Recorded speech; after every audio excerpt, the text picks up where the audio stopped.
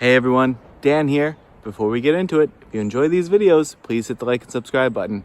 And keep in mind that these are my own thoughts, opinions, and ideas. These are not meant to be, nor should you take them as, investment or trading advice in any way, shape, or form.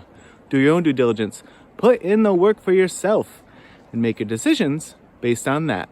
Enjoy. All right, folks, here we are on Thursday, January 18th. We're going to take a look at Palantir today. So since Palantir had this big run up, big gap up, and then big run up, we've been tracking this downtrend resistance that it's been stuck under. It's bumped its head against it several times, including right now, today. It put in some action up above the level earlier today, and then it's just completely bleeding down through the level at the moment. So we'll see if it gets drawn back down underneath. But it is getting to an interesting spot where, every time that it hit one of these support levels, that trend line hit these support levels, it's essentially putting in a descending triangle pattern.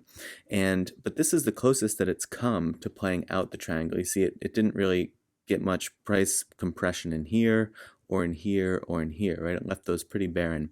And so the compression where we are right now is just sort of a few candles away. It could only really situate itself in there for maybe another week, but that would be very, very hard. I'd have to put in some tiny candles down here. So it's getting the closest that it has been to playing out in full this descending triangle situation. And when it popped up out of here today, I had actually planned to do this video before the market opened. And when it opened, I was like, oh, wow, we're up out of here now. Maybe something's kicking off. But as you can see, this downtrend resistance being strong as it is and holding up for as long as it has so far, and the price action still being within this gap that stretches from about 1721 all the way down to 1505 or so. I think it's actually like 1496 or something. Yeah. That's sort of a tough pill to swallow. It's hard to get the action up out of here, but it still could certainly happen. I'm interested to see if we do get a strong move now that this descending triangle is playing out. And it doesn't have to play out all the way into here. I'm just saying that's like the last spot at which it could even feasibly be in this range, above this support line and under this resistance level. But we could see a big move starting to kick off here soon if this does play out in any way, shape, or form. So we'll see what it's able to do with this today. As you see, it's putting in just a really solid candle body at the moment. Wick up and wick down are pretty equidistant, just eyeballing it at the moment. So we'll see how that continues to take shape.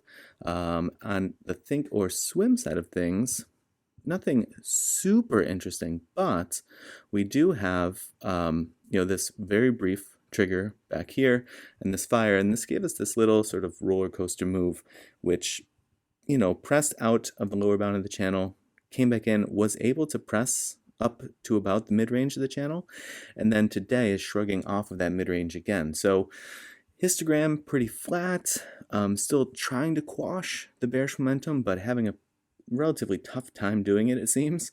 So we'll see if that picks back up. You had these hiccup candles here. Otherwise, it was looking like a pretty clean move, but then picked back up and now doing this long die-off again, like we saw back here, where it picked up quickly and then did a long, slow die-off. So we'll see where that sort of takes shape, but just situated low to mid-range of the channel for now, which is where it has been for quite a while. If you take this one out of it, it's really been since like the beginning of December or so. It's been caught in that same range as the channel is receding, obviously, moving downward because it's putting in dynamic motion with the candles. So yeah, that's what it's looking like to me. It could get interesting. I don't know which way it pushes. Historically, I would tend to think that descending triangle is going to push down if it plays out the triangle. Doesn't have to, though. The point here is look for an explosive move one way or the other. It gives a potential setup for an explosive move.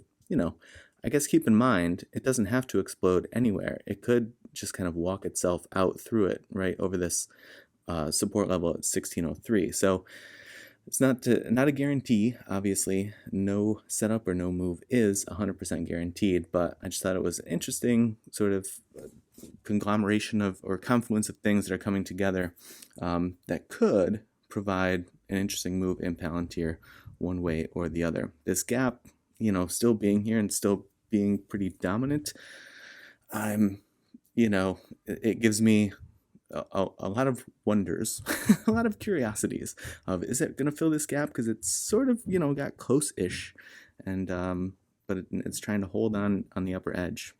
All right, folks, I hope that your trading week has been going well, and as always, I appreciate you watching, and I will see you in the next video.